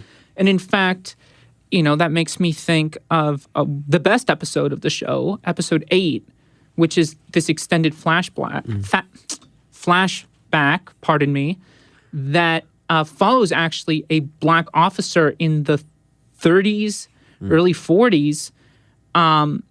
He joined to do the right thing, but ultimately he can't. He's profiled by his so-called brothers in arms. And in fact, he's almost lynched. He is lynched, but he doesn't die. That's, again, that's how the show touches on that underbelly of American history that we don't like to talk about. We don't want to discuss these truths.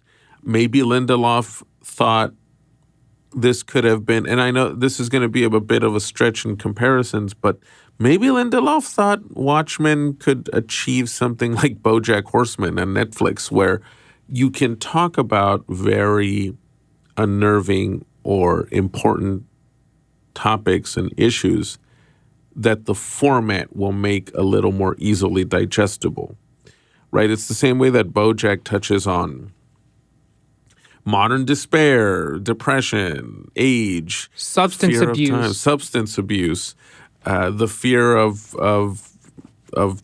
growing old, the fear of feeling your life's been a waste. But because it's animated, it's a little easier to take. Childhood trauma, parental trauma, all these things are touched on in the show in a way that's very easy to take in, or not easy, but it's just easier to take in because it's animated. Maybe Lindelof felt that because Watchmen is perceived first and foremost as a graphic novel, as a quote-unquote superhero story, that it would be easier then to discuss issues like the Tulsa Massacre, how there was a period in time where being a police officer would not guarantee your safety if you were black. The schisms in American society and the threat of violence. Ozymandias is still around and just as narcissistic in the show. Maybe that's what Lindelof thought, that by using Watchmen it's easier to explore these themes. And maybe it is. I mean, the show had its detractors, but it also had a lot of champions and won Emmys. So it did strike a very powerful chord in the end. And more on the show itself, I'd just like to throw out that it's extremely well executed. We've talked about the themes. Oh, yeah, very well But directed. As is most of Lindelof's stuff. It's 9 episodes. Each one is really just, it's peak TV, as they say. As I said, there's one episode that's a flashback episode, which is one of the best standalone episodes of TV I might have ever seen. I mean, absolutely excellent. Really, really well written, very well acted. And the most important thing is we've talked about these themes are incorporated in a very good way. They don't have characters necessarily looking into camera and saying, stuff like my body, my choice, which is very important. But when you stop to stare at the camera to say that, like in Turning Red, where that was the last line of the film, it's like, oh, come on. I mean, I guess the difference is Turning Red, though, it to a fault, it is conscientiously trying to be family entertainment, right? Watchmen, what Lindelof does so beautifully is he takes it seriously as a drama, as a conscious drama, and he knows that he doesn't need to get too preachy.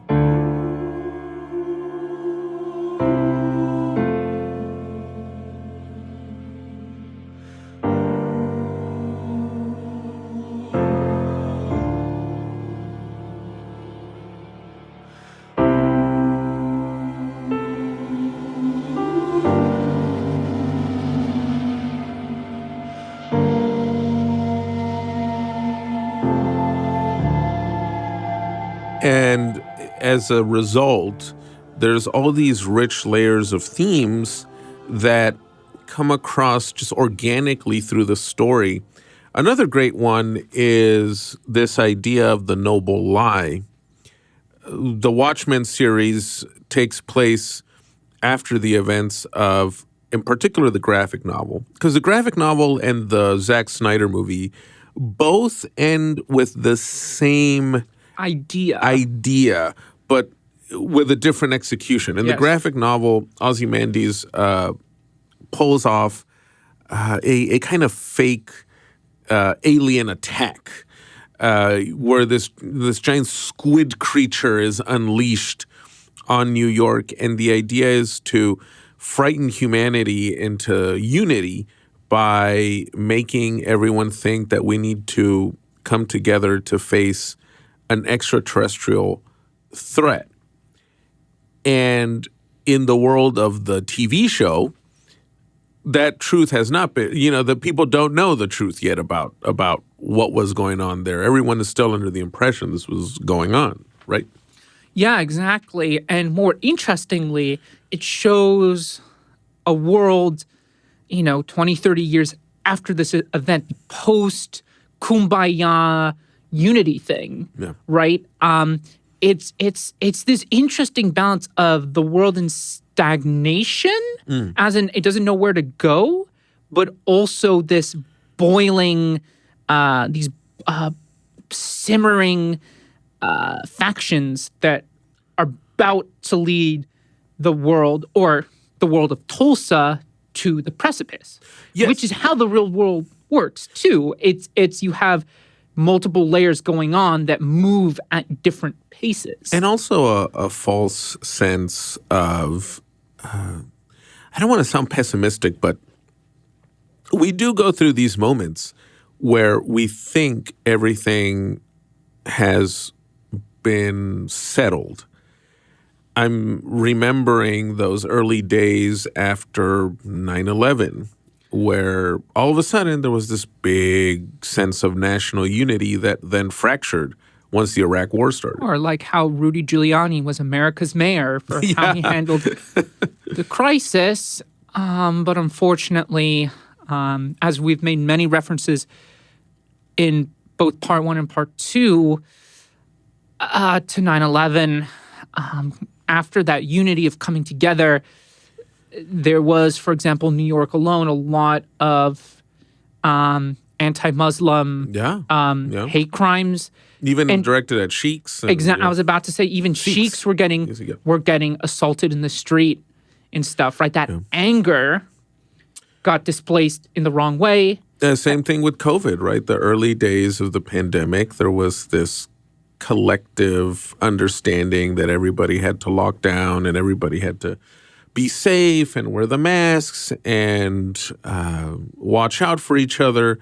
And then as the pandemic dragged on and, just divisions started popping up and political factions started politicizing things as simple as mask wearing, now we're back to a point of boiling division.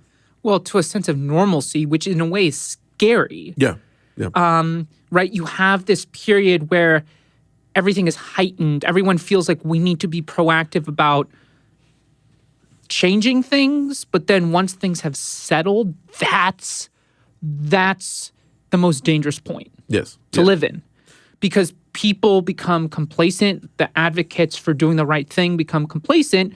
But then these movements that start popping up start gaining more traction and have the space to actually enact change. And the thing about change is the idea of change is neutral. Yeah. We always think of change as something being progressive. We change things for the better, but that's not what the definition is. It just means an altercation of circumstances. Yeah. Walter Benjamin once wrote that the revolution, in his time, of course, that meant in the 1930s, that meant, social or Marxist revolution, but today it can mean just the idea of revolution in general. Benjamin wrote that maybe revolution is actually the break in, he described history as like a train going at full speed. And maybe revolution is the break to bring it to a screeching halt before it careens off the tracks or before it crashes.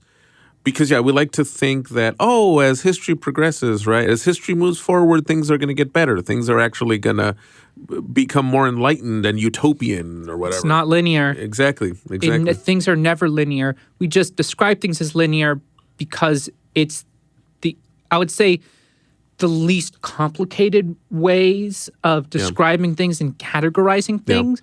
But it is more stop and start, more of a plateau, or as we said, the wave analogy, the ebb and flow, the wave building up, or sometimes there's more of a drought, those kinds of things. And I think that's what the show tackles so well. And I think it's actually so interesting, right? We often don't see that in media. Media, after the event, after the conclusion, climax of these big films, we don't see, okay, so what's the next step after that, right? I think Marvel has done a little bit of that, which has been interesting, like The Vulture from Homecoming. Oh, yes. But they don't follow through on it, right? Which is the most interesting part of... They kind of do in Morbius, but... we won't get into that. That's what's so brilliant in Watchmen. The other thing I'd like to bring up, and we talked about a little bit in the Snyder film, is, right, in a way, it's using the genre of superhero in comic books to tell a more interesting story. Not to say more interesting story, but kind of a subversive story. Yes. And one of those elements is the portrayal of violence, and particularly in this TV show, I think it's done in a very unglamorized way. Yeah, right. The violence isn't, it's not this...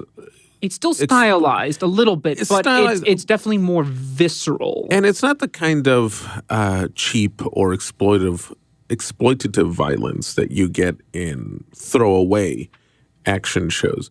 The violence in Watchmen is meant to capture these themes we've discussed throughout this episode about police brutality and the real horror of racism. It's easy to read about a lynching or a massacre or an attack, but the show starkly puts it to your face, where you're not entertained, you're unnerved. It's an interesting form of empathy. And that's not to say, once again, same with the Snyder film, that's not to say there aren't moments of entertainment. Right. Of course there are. It's still, it still has the superhero element. Of course there's still, quote unquote fun action scenes and badass moments. Absolutely. But in the HBO show, a little bit more than in the Snyder film, you get those moments of the more grounded, realistic violence that is unnerving. Like once again, the topic of lynchings, for example. And the Tulsa Massacre and the chaos of it all. The chaos of it all. Even the way the vigilantes engage in violence and the quote unquote present of the show. Yeah, it's stylized but gritty. It feels kind of raw. Yeah, it feels animalistic even. It feels like how people probably would behave if this was a conscientious, like if this was an actual situation. You know what? I'm going to go on a leap and even compare it a little bit to what Matt Reeves does in the Batman, where when Batman fights somebody in the new Reeves film, it doesn't feel like the superhuman Batman of the previous movies. It feels like someone who really feels eager to punch a criminal and gets out of control. And the punching feels violent and disturbing. You're not even really rooting for Batman. You're kind of just in shock at the violence, the way you would be in shock if you saw someone all of a sudden get into a brawl in the street today. Yeah, I mean, that's an amazing comparison, as well as I was kind of thinking it's like taking the scene from the Snyder film where Rorschach kind of explains how he starts as just a detective and then becomes something more. We don't want to spoil it. Also, I would prefer not to describe it. It is kind of horrific. Right. But it's like taking that and then expanding that more within the show itself. Yes. There's more of that kind of brutality to it. And, I can understand, right, when we talk about critical reaction to the debate of, is this a realistic portrayal or is this glamorizing, right? It's so hard when we talk about those fine lines. I could understand that argument a little bit more with the Snyder version, of course, but with this to being glamorized. But in this show, it is more stark, for sure. It's almost like if Lindelof did his homework before or during pre-production and revisited shows like The Wire or NYPD Blue and then decided, okay, we can even push it a little further than that with this show, because there are moments that don't feel confined by the genre. It feels like you're watching an actual gritty cop show, almost like a true crime show, but filtered through this more stylized, fantastical lens of something inspired by a graphic novel. I mean, it's quite an achievement. And a final point we should make is that the show also carries that through into the character of Ozymandias, who's still around and played by Jeremy Irons. Jeremy Irons, yes, a very admirable thespian who brings out, I would say, the complex narcissism of the character even more than the actor in the Snyder movie. Yeah, I mean, you want to talk about the post victory, the post unity mindset of the world. Let's talk about one of the original characters. Throughout the show, you see a couple here and there. Laurie Blake, as she's called, who was from the original graphic novel. Oh yeah. Silk Spectre. Silk Spectre. Yes. Daughter of the comedian and the original Silk Spectre. and the original Silk Spectre. Yes. She shows up in the show, Yes. but Ozymandias has a presence. And at first, as he pops up, it's very jarring because his story seems completely disconnected Yeah. from anything else. He's this older man who seems completely out of it. But it also goes to show you that, in a way, it wasn't a victory for him. Yes, he got what he wanted, but then what's next? His purpose, he has no purpose anymore. He ends up almost like his icon. It's interesting how he worships Alexander the Great so much. And if you think about Alexander, he died young. I believe he was 33 when he died, Alexander the Great. And, there's always been the speculation among historians of, okay, the guy had conquered what was the known world in his time period. So he conquered everything from Greece up to India, and he wanted to keep going, most probably into Arabia. But if he had succeeded, what would there have been left, right, for Alexander to do? He keeps searching and seeking, and he has this grand vision of the world that he's trying to unify through all this bloodshed and war. But once he's done, what would Alexander have done if he had lived to Ozymandias' age in Watchmen, the show? And it's a very, very insightful way to pick back up with that character in the show. Yeah, the smartest man in the world who spends his days writing plays and doing who knows what. Yeah. He has his staff, Mr. Phillips and Miss Crookshanks, and how he interacts with them is very darkly comedic. It has some shocking moments too. Yeah. But also the fact that you find out, without spoiling anything, that, Veidt, Ozymandias calls himself the smartest person in the world, and then you find out that there's actually someone who's smarter than him, and how that displacement when he rejoins the rest of the characters in this known world of HBO's Watchmen, that is so interesting. And of course, Dr. Manhattan 2 shows up. It's a kind of very different-ish portrayal of him. I would want to talk about him more, but he's so involved to the real progression of the plot. But how he's used and how he's brought in to the show is very interesting.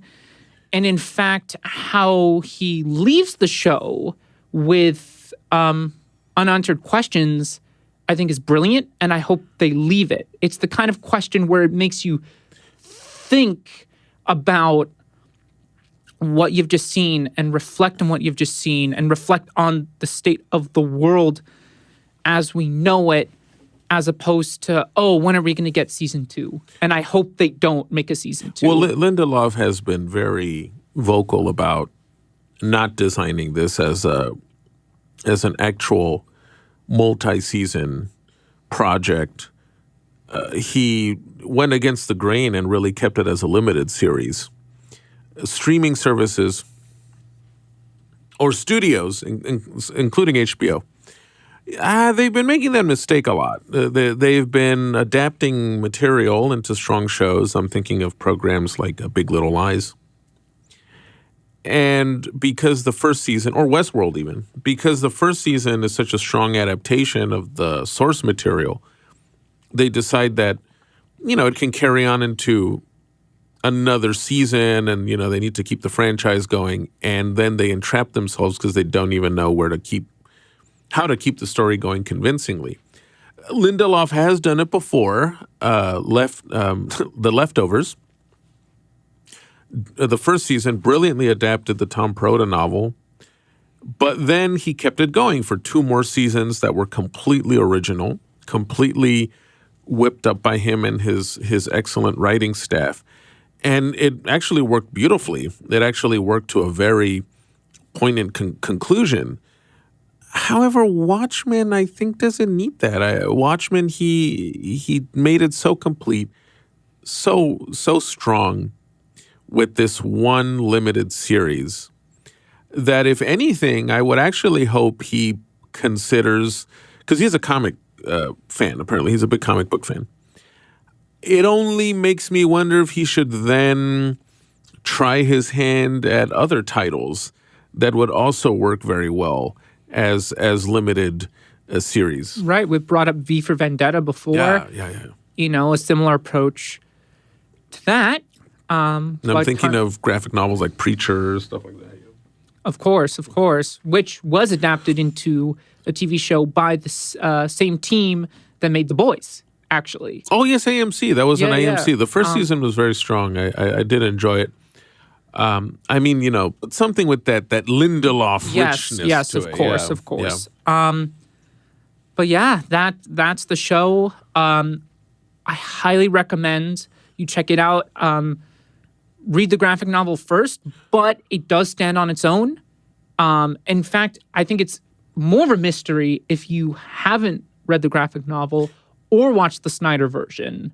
Yeah, frankly, I actually would even recommend you read the graphic novel after watching the film, just so the film can have on its own a richer experience for you. I know the typical thing that people like to do is to read a source material before watching the adaptation. But to cite a critic that we keep bringing up on this show, Roger Ebert, he once wrote in some review, I forgot which one, but I very much remember reading it. I believe it's when he reviewed The Road, the adaptation of the Cormac McCarthy novel. He disliked the film at first because he loved the novel so much, and then watched the film again after some time and ended up liking it more. And he recommended that sometimes it's actually better to watch a film or a show on its own before reading the novel, because you have to give a film or TV show a chance on its own as a piece of audiovisual media. And because a book has such a link between the imagination and the reader, even graphic novels, which are visual mediums unto themselves, there's still that special link, right, between you as the reader and the text. It's a different experience from watching a sensory experience like a movie. So after listening to this episode, yeah, feel free to actually just go check out Watchmen. It's on HBO Max right now as of this episode, as well as the TV show. Both are on HBO Max and other streaming services. I would say just go jump into them and then sit down with the graphic novel. Absolutely. And I guess that will lead us to the end of this very special episode on Watchmen and much more. Remember to check us out on social media. Instagram at Breaking 180 Podcast. We'll leave the social media links in the description below.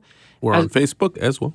Absolutely. We will also leave some socials to our own personal pages and Letterboxd. We're both on Letterboxd. Just feel free to search us by name. We're just that unique. We're the only two of us in the Western Hemisphere. So it's very easy to find us on Letterboxd. You can find me on Rotten Tomatoes. And check us out.